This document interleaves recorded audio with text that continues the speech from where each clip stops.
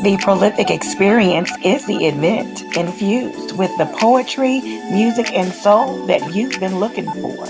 Purchase your advance tickets for your experience at theprolificexperience.com.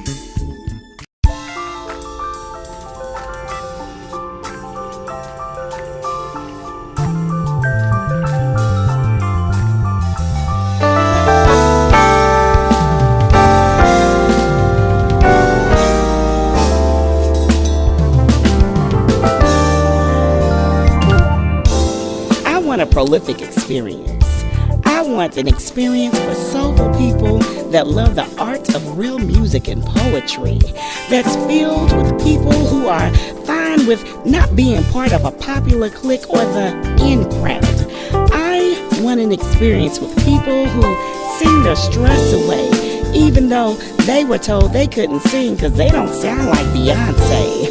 I want an experience where poets who have poetry in their hearts and thrown aside notebooks speak their piece in spite of being told that they're not real poets by people that feel like they have a name for themselves. I want to go into a zone that's supposed to be judgment-free and not pay to be judged. I want to experience people that are closet poets, musicians, and singers that have never introduced the mic to their spirit. I want to see them walk up to the mic and let their spirits free. I want to experience people filled with soul who aren't into gangster rap, killing the spirit and blatantly disrespecting themselves. People who have a love for art and love the true old school back in the day R&B, neo soul with a kiss of real hip hop from years before these babies were born and know where the help comes from. So it's no surprise when you hear a gospel song come from their lungs. I want an experience that I can grow from, that when I leave, I know my soul has been fed from. I want a prolific experience.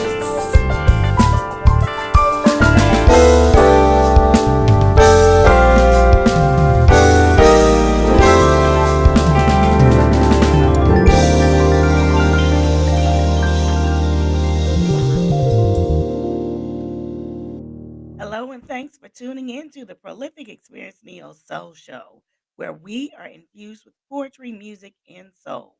I am your host, Prolific Jones. I hope your new year has begun on a healthy, safe, and positive note. Today, we are going to talk to spoken word artist, producer, and executive director of Thunderground Productions, LLC, Righteous One, who I've known for close to 20 years. This was a double interview as he also interviewed me for his show. This is Righteous One. This is an exclusive pre-release version, raw, poetic justice. Up and down these streets, I hear the ghetto heartbeat in my head, keeping rhythm while repeating what the preacher said. Something about fish and a piece of bread and walking the path that my feet was led, feeding the souls that need be fed by saying the words that need be said, having faith in the blood that indeed he shed, and praying for those who wanna see me dead. In God I trust. No need for me to rush. My enemies get crushed anytime I bust to ashes and dust. This is poetic justice. This is poetic justice. This is poetic justice. This is poetic justice. This is I gotta make you understand. See where I come from, never had cash in hand in a lump sum. Never had stacks of grants or Benjamins. Been lacking in funds, in fact, since day one. Matter of fact, I ain't had many ones. Unless we count pennies, had plenty of bum. And the insidious slum, there's pity for none. Grittiest bums scrum for the littlest crumb, which is silly to some.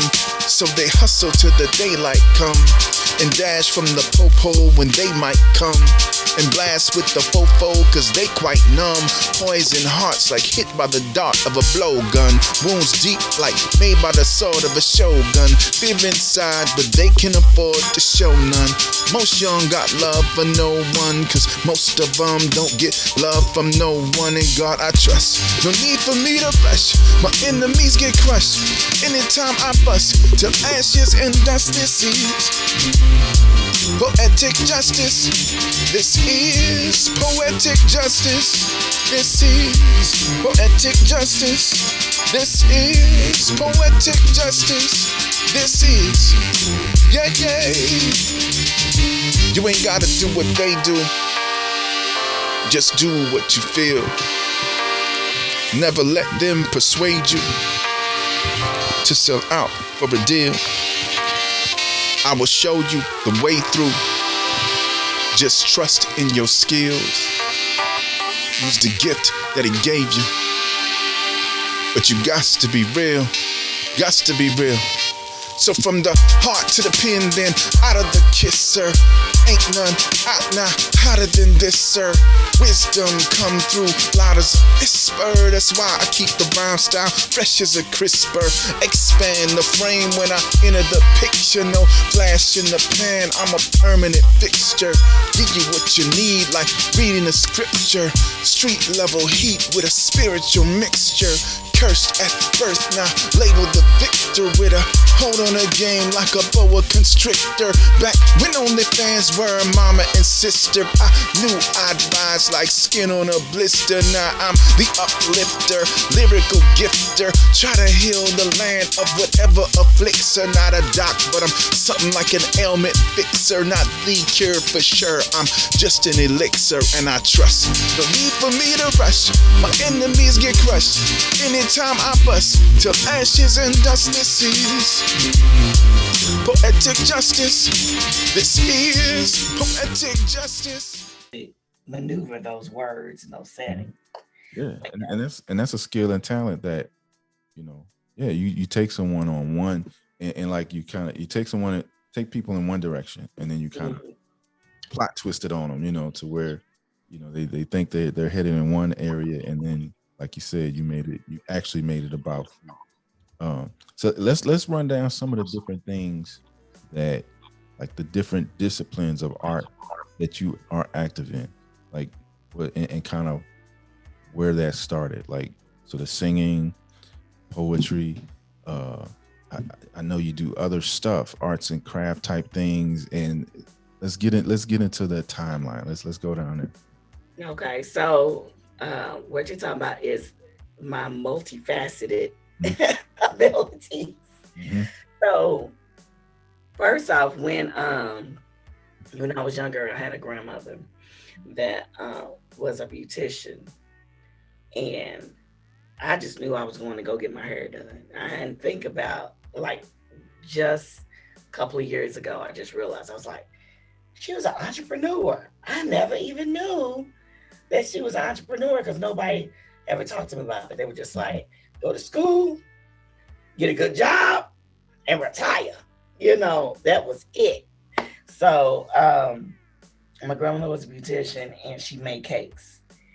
That's what she did, And so I got these skills not even knowing it. Like I can do hair. I can slay some hair. Don't get me wrong. I just choose not to. Mm-hmm. But there's a lot of time too. my sister, that take a lot of time. But it does. And I was like, there's all these things I can do. What am I not gonna do? And I'm still trying to cut that list.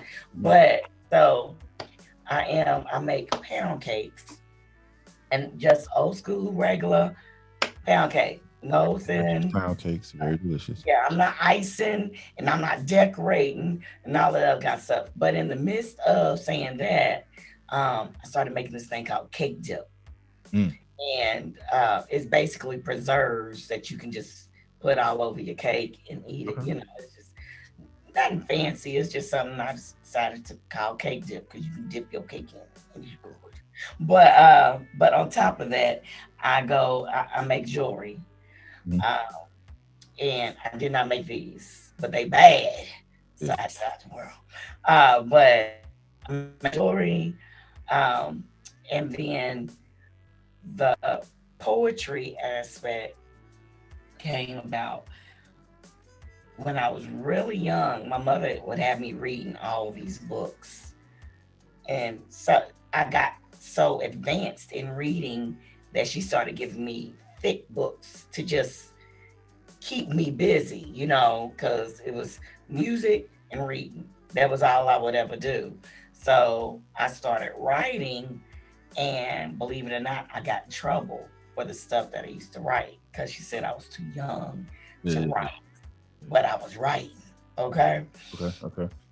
And I used to get in trouble for reading in school because I wouldn't read school books, not unless it was a reading, how the reading books had stories in it.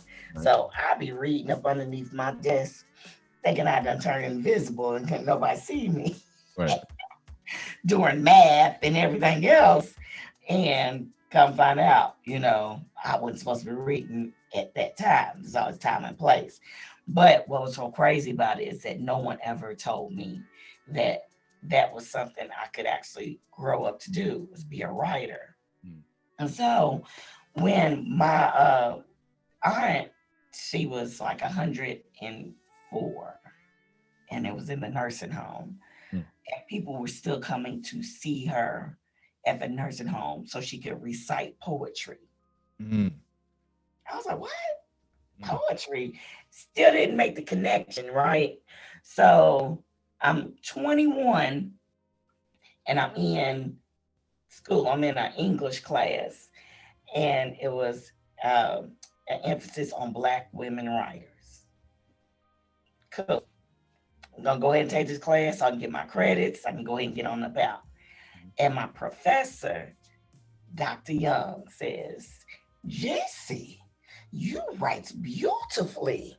Do you know what you are? And I was like, mm. uh, a Black girl trying to get this A. Like, do I pass? Am I good?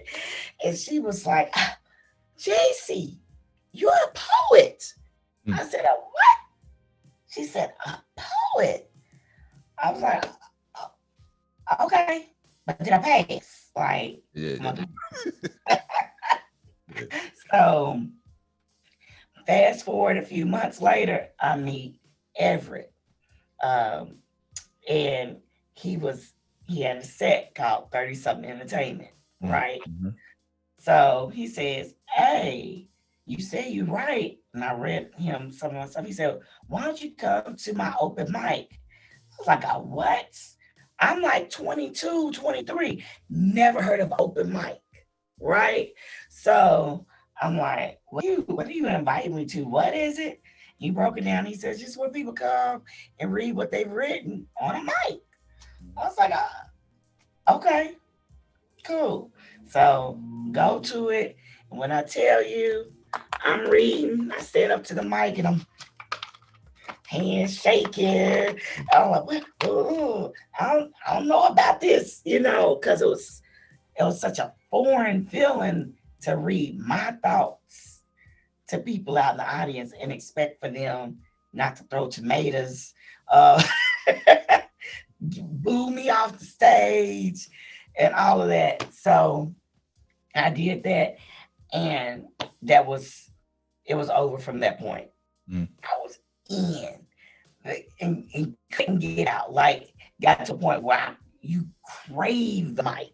You Yeah. know what I'm saying? You crave the stage because Painful. people Yeah. walking up to you, I love your piece.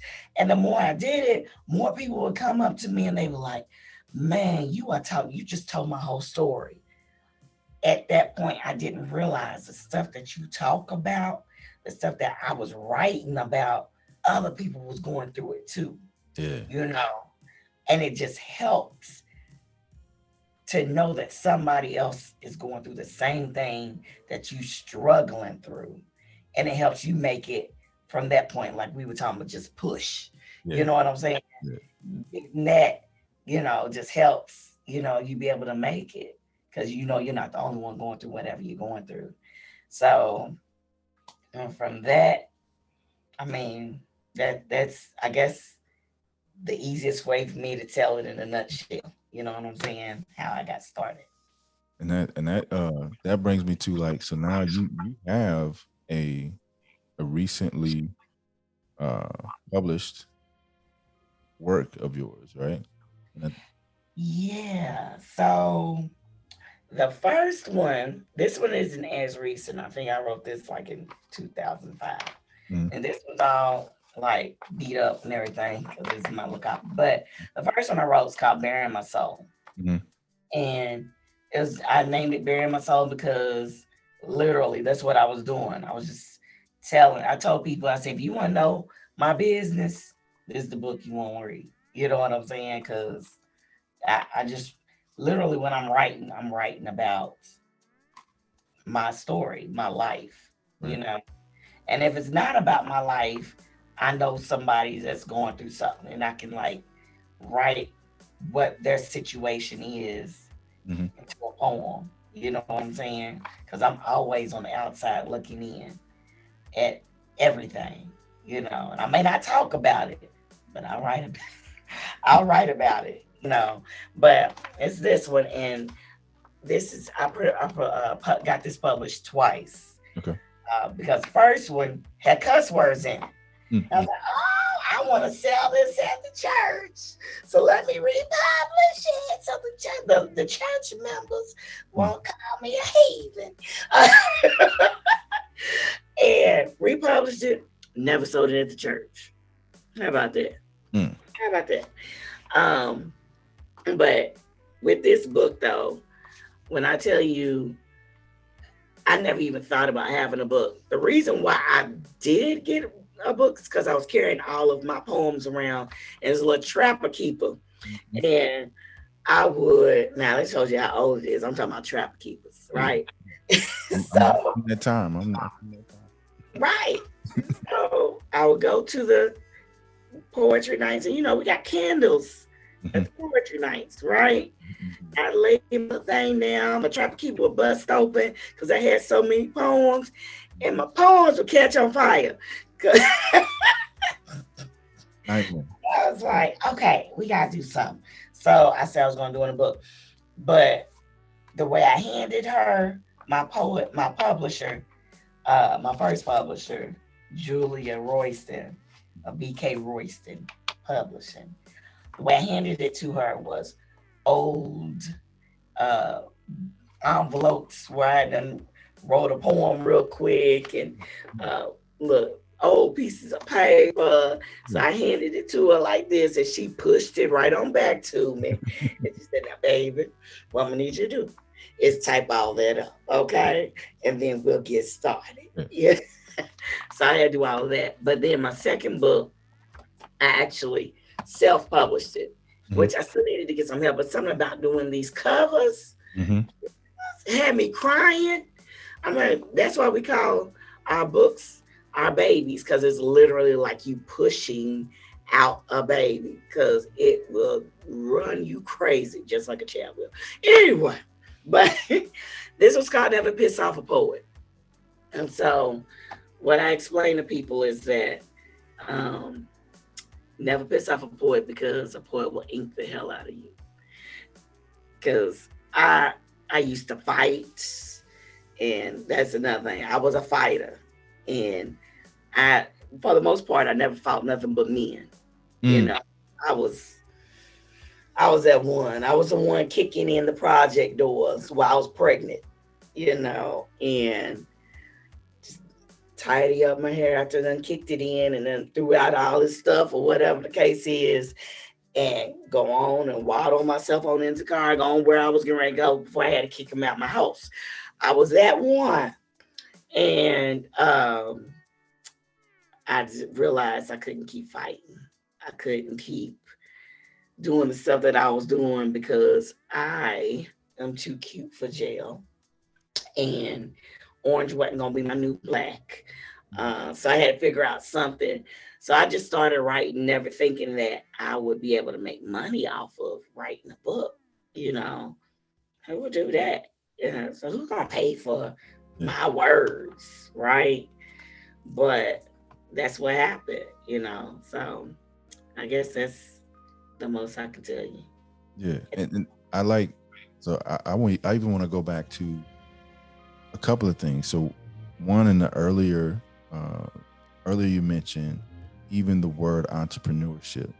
Like for me, that was a foreign word until probably, college age, 19. Like it's not something I had seen family members do stuff, but hadn't really connected that word to a thing to be like if you say to a kid what you want to be, entrepreneur or running on my own business was probably not on the top of that list, right? And football players. So, something that was traditional, something that was pushed to me and available to me as a black man, right?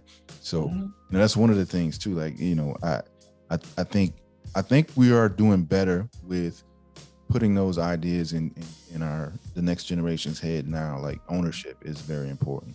Yeah, I literally have set up workshops so I can work with our youth and help them figure out what their skill or their talent is. And then I show them how to start a business out of it. Yeah. Because we've got too many kids that are kind of like me. I had a problem with authority because there's a certain way you can talk to people. You know what I'm saying? Yeah. But what I noticed is that people in authority want to talk to you as though you are less than who you capable of being. I really had to come to Jesus moment.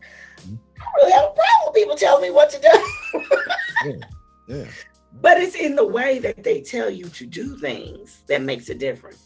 So that's why I realized I needed to do something for myself, because when I'm working for other people, if it's not where I'm purposed to be, I am miserable. Yeah. Miserable. And it's not, there's nothing you can do about it other than stay miserable or start your own company and be happy, and you're still working for somebody, but you're working for yourself and it's a service. Some people have that skill of being in service to someone, So that's that. And then I forgot to tell you, no one told me that my great aunt was a poet and they were teachers. Like nobody said that. So when I was like, they're going to the nursing home here, I'm willing to do a poem. One was 104 when she passed. That was Aunt Mary. The other was 102 when she passed. And they were still spitting poetry. Crazy, right? Yeah. So that's beautiful. Yeah. So that's that's me. I'm a stop. But I mean, and that's the goal, man. To have a long, fulfilling life, and that's one of the things I often say about. I think most artists have a mindset where, there might be a time where you decide to maybe not seek the biggest stages to deliver and show your work and stuff like that, but whatever your craft is, you're gonna kind of do it till you can't do it. That's that it takes on a life of its own, and you might even still write, record, come up with new ideas and things like that, and even work on perfecting them. You might just do it for self-fulfillment, Right. So when did you get into poetry, spoken word, and everything that you do? What all do you have in the fire? Let's just say that. The toolbox. Yeah, yeah, yeah. So I would say so writing initially started probably in grade school.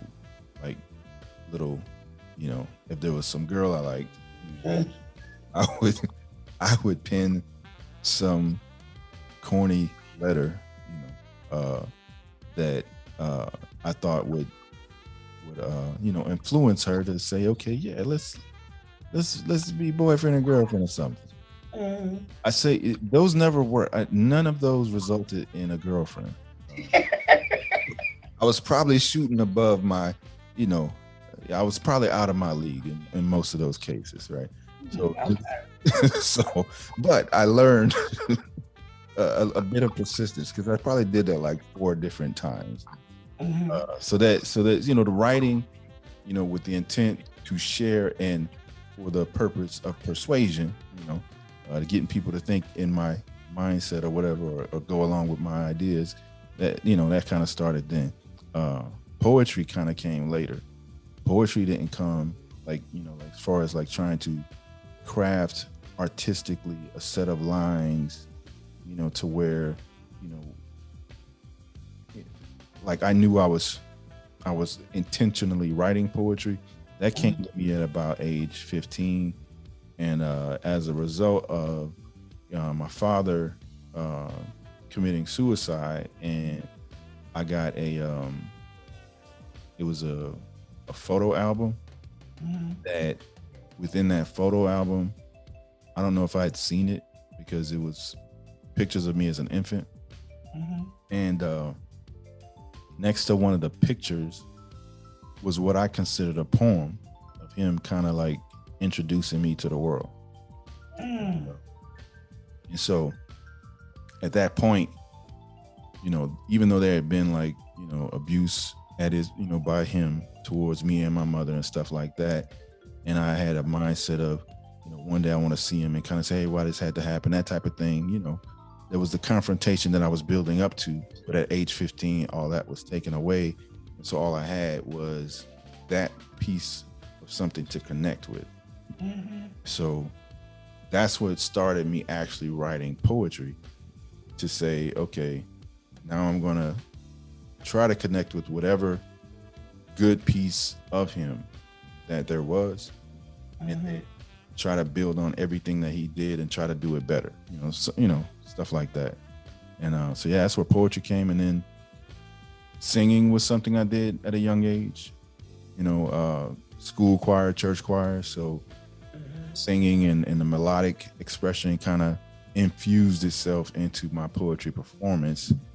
And all of that stuff came let's see, so from 15, probably 22 is when I probably say I went on a stage and delivered something that I wrote, and just like, because before I do talent shows, and that was, that's other people's song, it was safe. I was like, it was already proven as good, so I didn't have to worry about the pressure of being judged for my personal expression. So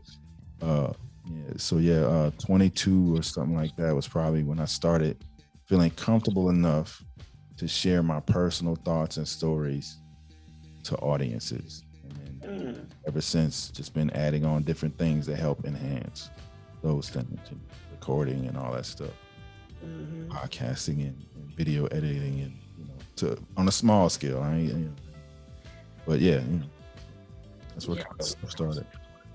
We, my dad had a quartet group from I was a baby all the way up until probably I was like 17.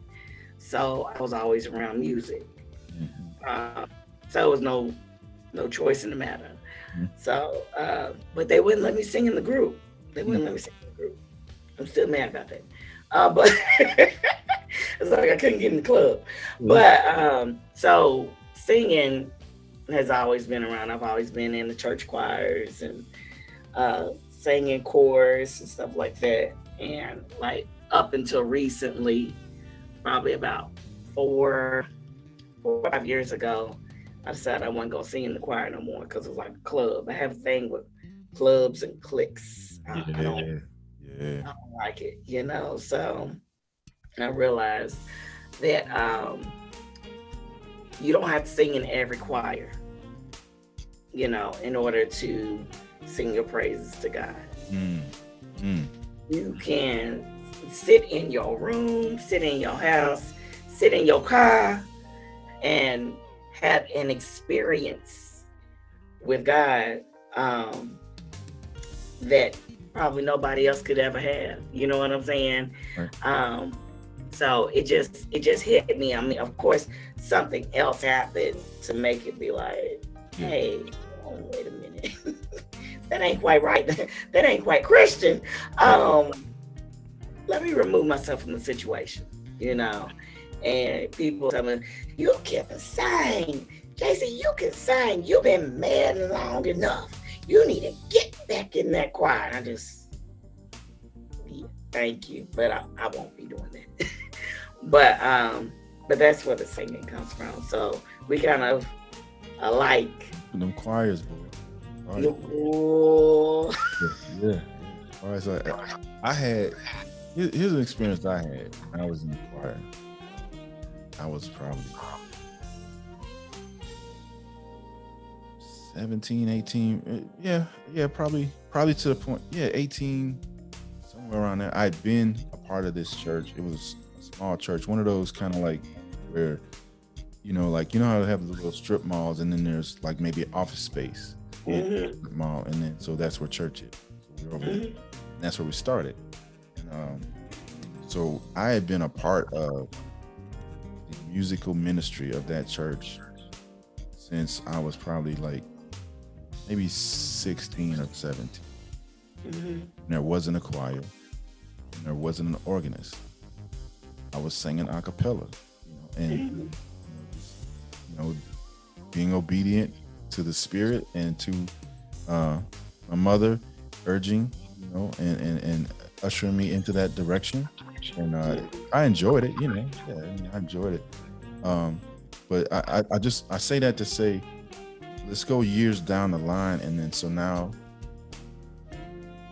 the church grows, own space, actual church building, and then there's an adjacent or attached building where there's offices and stuff goes, and now we have a music ministry, and then we got organists, we got a quartet of musicians, and we have membership, and I'm still participating.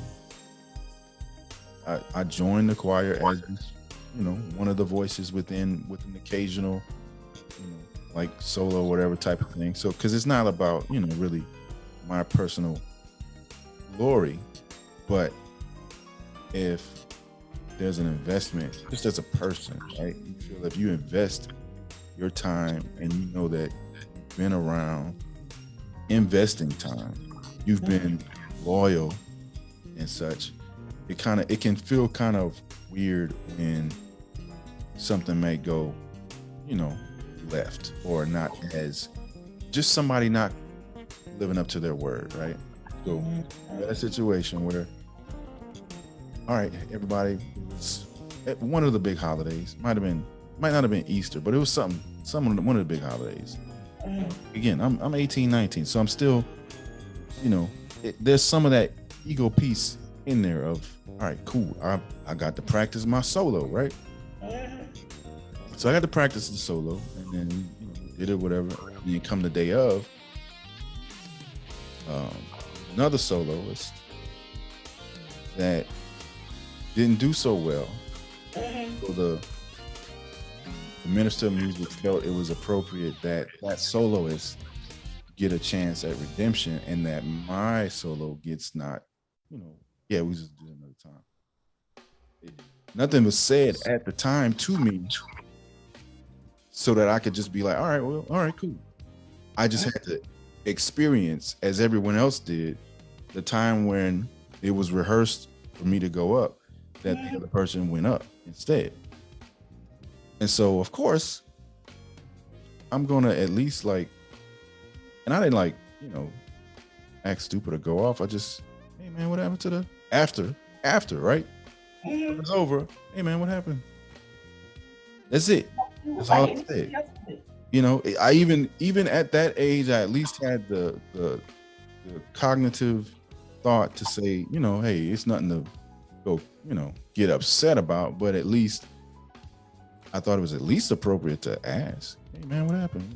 Mm, Fast forward the next week,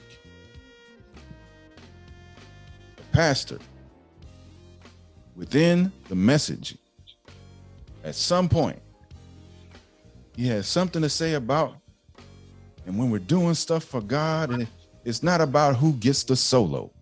ah, Because see. and I was, wait a minute.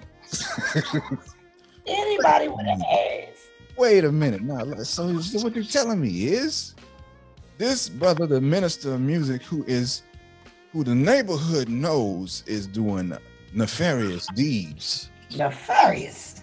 Amongst the neighborhood, and putting all kind of, you know, stains upon the name of the good church, right? Okay, all right, cool. And so that was my first, like you say, moment of, you kind of alluded to the, you realize you have to step back. It's like, all right, y'all got it, y'all got it. Y'all don't need me for this. Well, I'll tell you my little story, and then like this interview could last forever. We might have to have part two, part one, part two, and continue. Right. But but we, I told you I sang in the choir for years. Mhm. Sang in a choir for years, and the crazy part about this particular situation was that I wasn't trying to be in the choir. I wasn't trying to be in the choir. I said, well, everybody told me I need to sing because I'll be sitting in the background and singing the songs in church, sitting in the pew. Oh, good. You need to go up there. Yeah. I'm fine. People turn around, girl, you need to be singing in the choir. I'm like, okay, I ain't gonna sing in the choir. I'm gonna sing in praise team because praise team gets up, they sing their song, they sit down, right? Well, at that time, I didn't have a car, and this guy was nice enough to take me to, take me home and everything. But he stayed for choir practice along with praise team. So that's what I did. Well, comes the day where someone I have no anger towards him or anything like that. This is just what happened. He says that the praise team is supposed to be a choir, singers of excellence. And if you can't keep the note he gives you, then you don't need to be in the praise team. And I was like, okay. The week before, or a couple of weeks before, this girl, we're singing, and he keeps saying somebody's not singing the right note. This girl takes herself and moves away from me and goes all the way down to the other end to make sure that it was apparent that it wasn't her. So with that happening the week before, and then him saying it on this particular day, I go over to him and I was like, if you feel that it's me that's the problem, because he said, well, we're going to send emails out to everyone that's going to be in, still on the praise team. If you don't get an email, don't get upset. Don't be in your feelings. Just, and don't be leaving the music ministry and all that. It's just what it is, because that's his responsibility as minister of music. I said, okay. But if you feel like it's me, all you gotta do is tell me I am good. Because remember, I wasn't trying to be in the choir. Everybody just kept on trying to push me. So, or I tell people I got bullied into being into being in the choir. So, or in the praise team or whatever, because people say, you need to be singing, you need to be singing. So anyway, I didn't get that email. But he got an email, and I said, "Thank you so very much for the time of being within the music ministry. For the most part, it was an enjoyable Mm-hmm. time, but I will be removing myself from all music ministry activities. Be blessed." Yeah. And that's what Yeah. I'm about my business. I don't, I just don't, yes, no, you should not be up there sounding hot mess Jenkins. Right. And Right. I'm not saying I'm the best singer, Mm. but I do know I have a unique way of like notes and Yeah. stuff. Finding your place in there. Yeah. Yeah, you know what I'm saying? So I'm just like, I'm good. I keep singing in the pews, Right. singing in my car, and wherever else I feel like I'm having a relationship with the Lord. Mm. And that's what it's been. Now I have started kind of helping out one school choirs that I've been teaching at. So Yeah. in that way, I've Yeah. That could but be a whole different, that could be a whole different type of rewarding experience when you're dealing with youth that are maybe even just discovering their love for their mm, own voice, and that. But I want to put a put a bow on that on our both of our stories there. I think yeah. what that says is it demonstrates um, the method in which we would navigate around an adversarial situation Hmm. regarding something we're passionate about doing.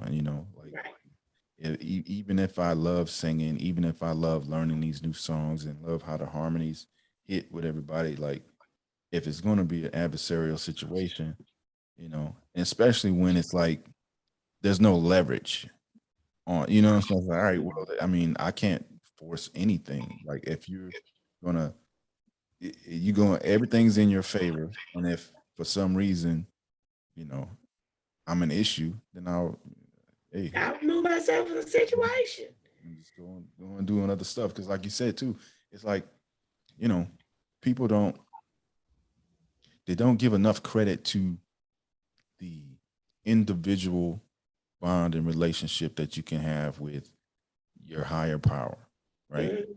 Because like the that speaking directly to that inner voice that guides you on a day to day. It's like, yeah, it's something to be said of letting people know what your walk is and what your faith is and everything. It's something to be said about that. Definitely not ashamed of letting people know that I believe in God and I believe in in the higher power and the guidance that's there, and that I can do nothing personally as an individual without something higher than me guiding me, Mhm. a path for me, and removing some of the things that I myself cannot get through. You know what I'm saying? Making a way when I might not see the way. I have no problem letting that be known, right? But at Right. the same time, um, we as people in general have gone and have done too much to corrupt different institutions that are attached to praising the Most High. Mhm. It's different genre, I mean, different denominations. It's across the board. You know what I'm saying? And Yeah. I call it. I tell people once you go beyond the veil mm, of mm, the inner workings of whatever denomination, whatever church, mm, is you see things mm, differently. yeah, You know, it's like they say your third eye is open. Do you know what I'm saying? You're like, wait a minute. Had I not been in that right. choir or Mhm, on that ministry or whatever the case is, had I been just sitting and just having my own relationship with Christ, mhm. I probably would have never noticed. You Exactly. know what I'm saying? But yeah, so let's go ahead and go with this. Like, This is my pain.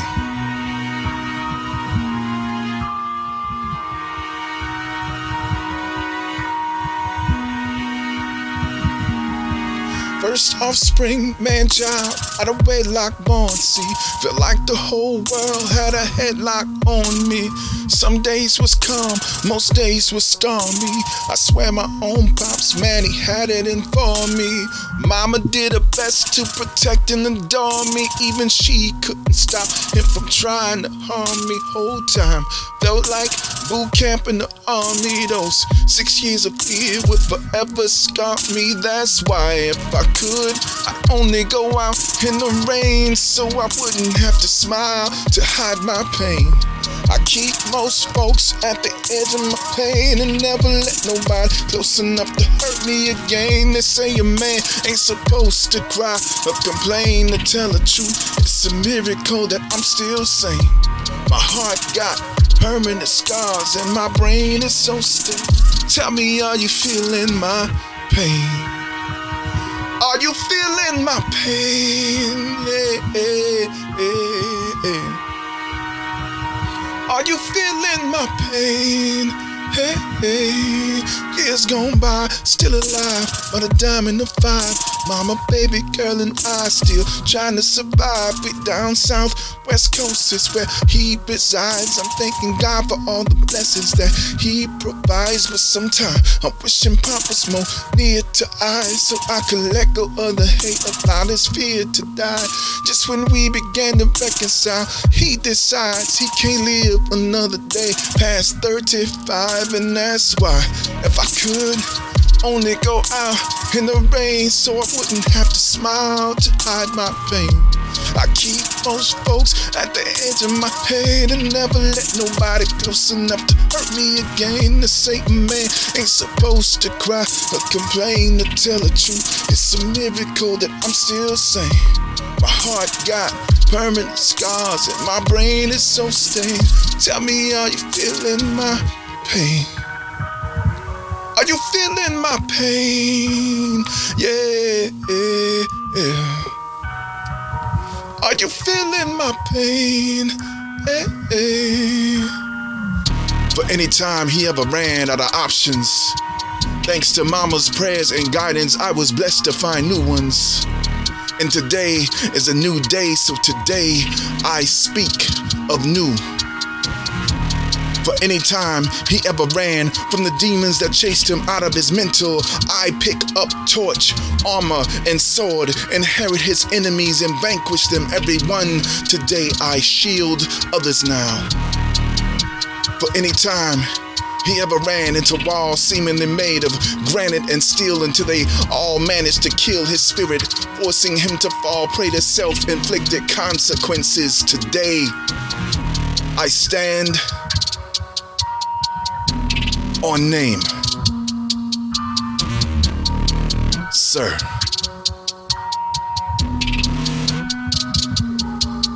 If I could, I'd only go out in the rain, so I wouldn't have to smile to hide my pain. I keep most folks at the edge of my head and never let nobody close enough to hurt me again. To say a man ain't supposed to cry or complain. To tell the truth, it's a miracle that I'm still sane.